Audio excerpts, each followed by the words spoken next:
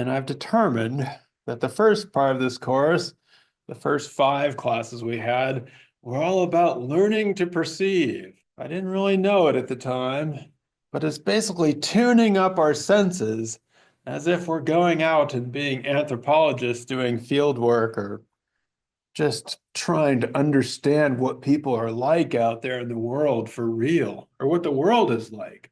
So we did the reindeer and human animal relationships and the baboons. Remember the baboons? How great it was to see the baboons from a drone? No, it wasn't great. We have to be out there with the baboons. Drone doesn't help us. Dragons, reality, dreams, and how things like light and sound, how we actually perceive those and feel them. And so we got all tuned up to perceive things. And then we started in this next section, something I titled Heading Home.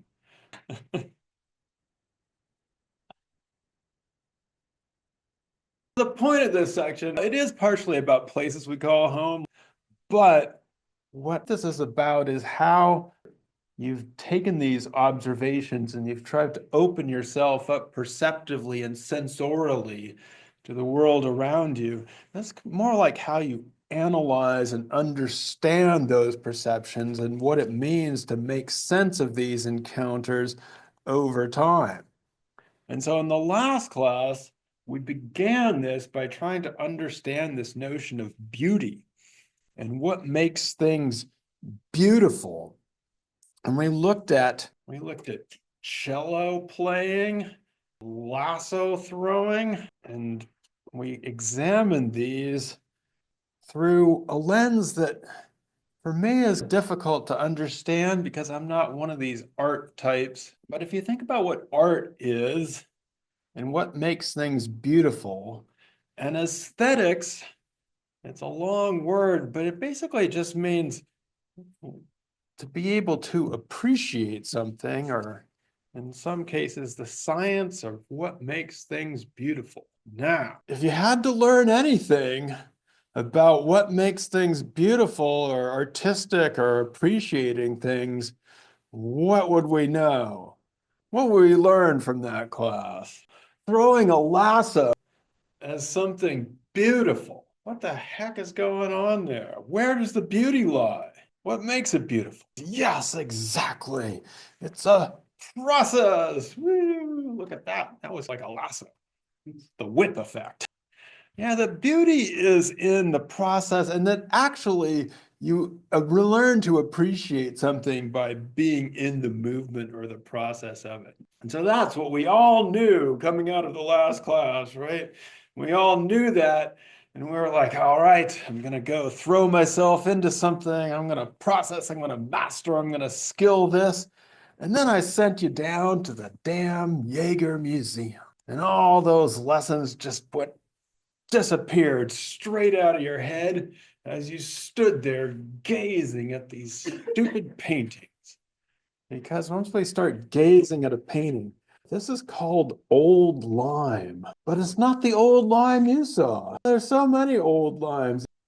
A town in Connecticut. It gave you a sense of calmness. But why did it do that? You quoted this whole thing that you said, the episode begins with a viewer standing before an object of aesthetic interest, such as old lime. It ends with 2 things, an evaluative judgment and an emotional reaction. Between beginning and end, or input and output, a great deal of processing is supposed to go on in the viewer's head. I have no doubts as to the things that are going on in your head. But the point of the matter is, or at least Ingold is saying, is it's a weird way to describe how we feel as we're trying to throw ourselves into art. And part of it is the fault of the museum itself, which tends to put things into boxes. I'll show you some more of those. But yes, Ingold is actually very upset about this model that would have it that you go in and you input all these things into your head, and then your head goes along and works on them, and then you output and you're like, I feel calm, or I feel good, or that looks nice. It was also this idea by some physicist that he was going to measure the mental reactions of people. And so it again leads to this idea that you look there and you identify with a woman. And so you say, I'm a woman and that's a woman. And then you identify the classes of things. It's not that bad, but it's pretty close. Familiarity comes from simple repetition of the stimulus as when the same image is flashed up over and over again. And so the idea is you at first recognize a piece of art because you place it within a certain class and you say, oh, that's like that old lime stuff I saw before. And that makes me want to see more of it as you do these things. Now, Ingold is actually very down on this mental processing model, but to be fair to the mental processing model, it is the same as what a very famous anthropologist, Claude Lévi-Strauss, who Ingold quotes on page 146 of this, discussed in his book. And I'm going to distill it in a way that is almost a caricature of what Lévi-Strauss was saying. But Lévi-Strauss was in some ways insisting that the structures of human society and the way that we appreciate the world has to do with the structures of the mind. And he came up with this whole notion of the mind, that we appreciate a binary appreciation for things. He wrote some super cool stuff. And so like I said, I don't want to completely caricature his work. But what Ingold is saying here, and this is on page 146, many years ago, the anthropologist Claude Lévi-Strauss reminded the delegates at a conference that seated among them was an uninvited guest who, unbeknownst to them, had all along been quietly directing their deliberations. That guest, he said, was the human mind. And then Ingold says that it would be very nice if you had this human mind with you all the time. And then he says it could be like when he went to the museum, he would say, for painting after painting, I'd have only had to stand there, placing my eyes squarely before each canvas. The mind could then get to work on the visual input, starting from the bottom with basic brain functions and then working up to the top with more complex cognitive operations. And so then their brain works on this piece of art, classifies it all, and then he can turn to his wife and say, aha, this is such and such piece of art, and I recognize it. And so this is a model of how people understand art, is this aesthetic experience where you go in and like you stand before, or images are flashed before your eyes, and then your mind works on them in this way and evaluates them, and you give it a preference score. And that's really, in some ways, the whole basis for this chapter, is that Ingold goes to a conference where all these brain types and others are working on people, and they've done these experiments where you go in and you flash these paintings before their eyes for the required number of seconds, and maybe you have a brain machine hooked up to see which parts of their brain are flashing, and then they give you a score. How does Ingold feel about this? This was one of the better stories of the reading. This reading has some great stories. What happens when he goes to this conference? Didn't like it. That was the very first part of the reading. That was on page 130. Appalled. Is that a good word? There we go. I was appalled by what I heard. It was as if I had entered a dystopic world wherein living, breathing human beings had been cloned by disembodied mind brains, their eyes and ears having been co-opted as sensory ports into which objects of art can be plugged and their information downloaded for processing and conversion into products calculated to provide immediate gratification for the mind-brain's weightless hosts. Yikes! I would not want to have been at this conference, but it really would have been fun to see Ingold there getting all more and more appalled until he finally loses it. In the heat of my outrage, however, I was unable to articulate my objections with any coherence. Basically means He lost it and just went, oh, this is crazy. And then ran out, I guess. My uncontrolled outburst not only caused offense at the conference, it also left me feeling deeply unsatisfied with myself. And so, as a result, he decided to write this whole chapter to explain what the heck he was talking about. I bring this up, in fact, because it reminds me of one of my old professors in college. It's like people get really smart, but then you get confronted with a worldview that is so ridiculous and outside of your own that it's like all you can do is go. This person came around to talk to our college. His name was Dinesh D'Souza, who also is still around, but is at the time was selling himself as like a smart right winger, politically speaking, and has now been revealed to just be a not smart right winger. I think his most recent film was about like election denying or something. It's pretty bad. But anyway, he comes to our college and gives this talk. My professor stands up and goes, "Rah!" and just torrents a bunch of words at him and couldn't make sense. So that's what happened to Ingold at this conference. He's trying to figure out how people actually understand art, how we should do it, and why these guys are wrong. But he couldn't articulate it. Not sure if I'll be able to either. One of the things he's objecting to is the very idea of being able to test people in the presence of art.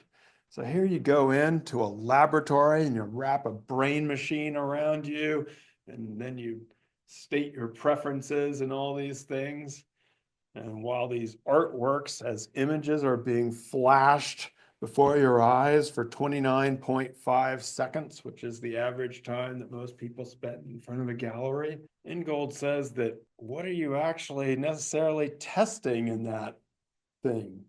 Are you testing people's reactions to art, or are you actually testing people's reaction to a laboratory that might be ameliorated by whether or not you see art? It's like if you go into a doctor's office, whether or not there's decent art there or not. So part of what he is objecting to is the testing environment. And part of it is this whole notion of commodification, or the accompanying commodification that this goes with. And so when he was talking about, after he talks about Levi-Strauss and the high preference score, he says that, let's see, turning to my wife, I explain, you see, this is a painting by Peter Lanyon, one of the School of Artists working in post-war St. Ives. Lanyon was a keen glider pilot, and in Thermal, he depicts the pilot's feeling for air. So Ingold is describing how he himself goes and gets really into this artwork and by Peter Lanyon called Thermal.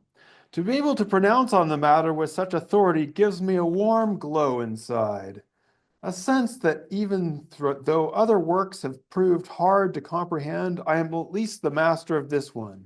And the glow colors my appreciation of the work. I'll definitely give it a high performance score. Maybe I should even purchase a reproduction in the gallery shop.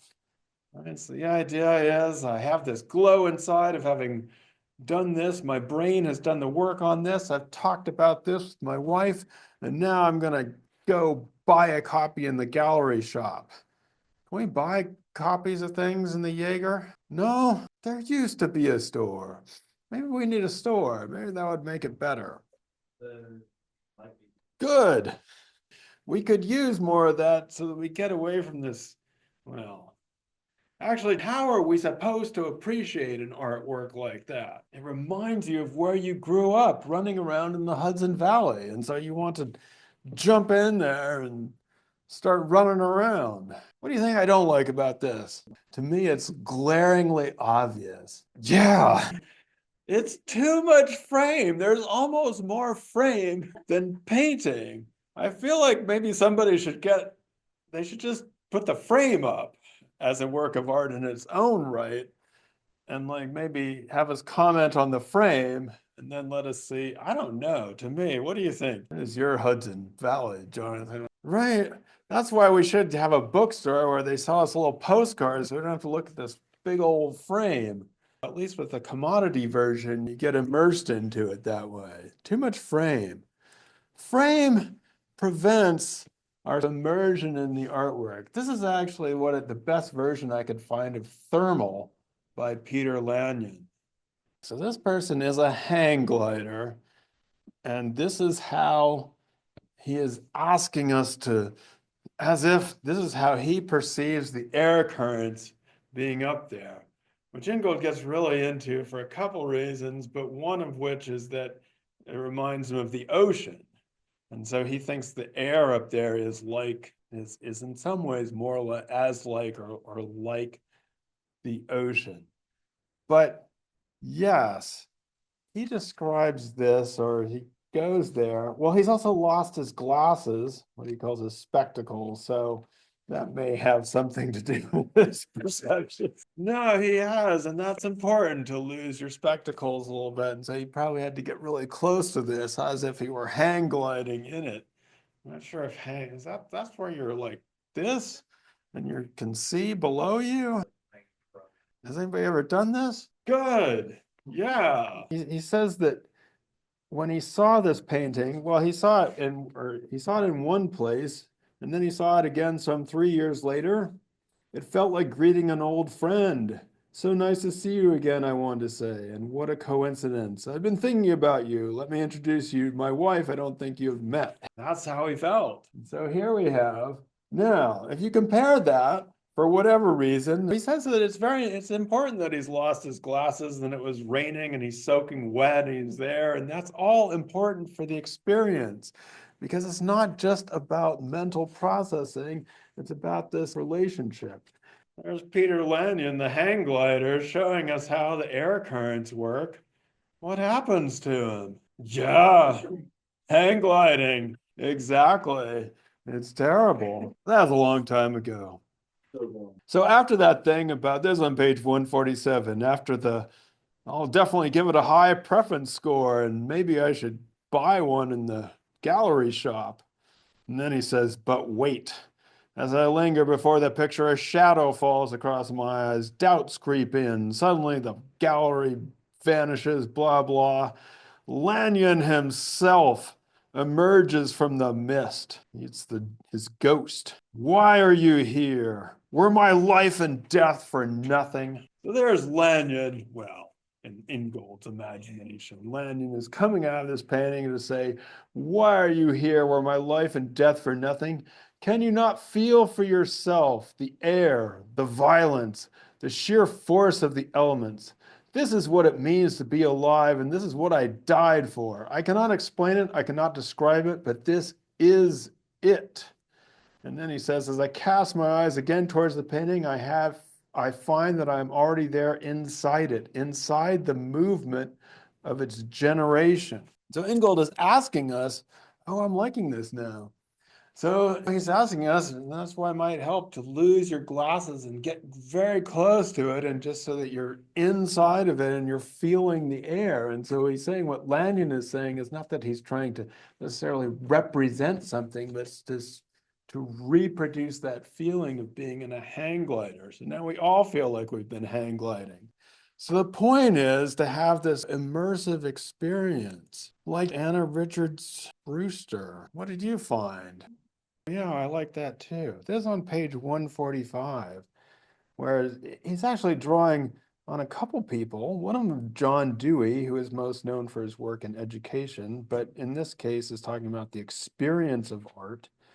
This is at the bottom of page 145. The premise that art, in its making as in its experience, is a process of life. It carries on. Neither the making of a work nor the experience of it is ever truly finished.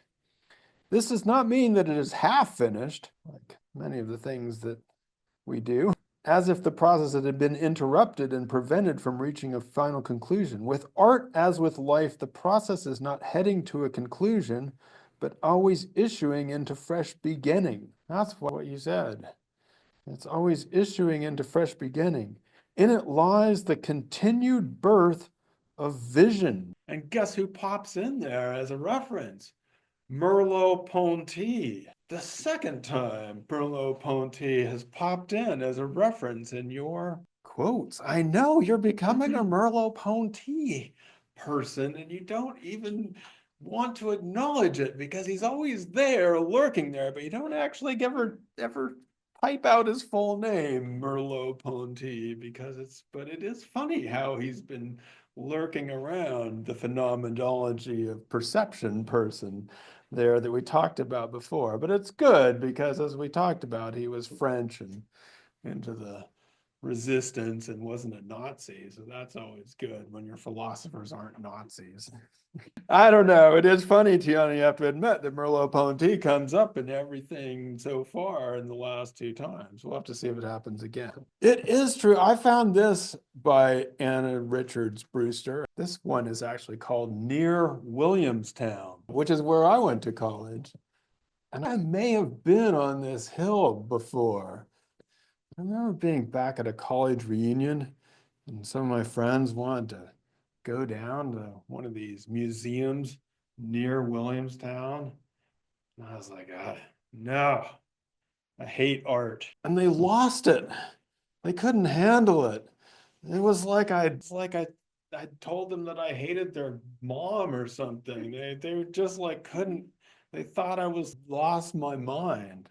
What I was objecting to is this whole museumification of art and the gallerization of it, and this whole idea that we have to go look at things and then buy little things in the gift shop.